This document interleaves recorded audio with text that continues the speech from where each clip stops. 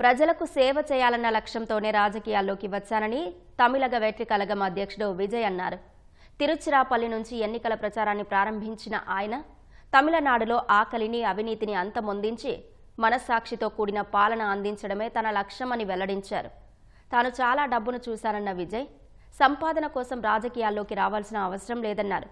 ప్రజలకు సేవ చేయడం మినహా వేరే ఉద్దేశం ఏదీ తనకు లేదని స్పష్టం చేశారు. ప్రజల నుంచి తనకు లభిస్తున్న మద్దతు చూసి ప్రత్యర్థులు ఓర్వలేకపోతున్నారని విమర్శించారు.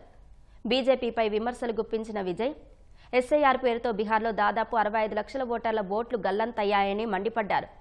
ఒకే దేశం ఒకే ఎన్నిక ఆలోచన ప్రజాస్వామ్యాన్ని కూనీ చేయడంతో సమానమన్నారు.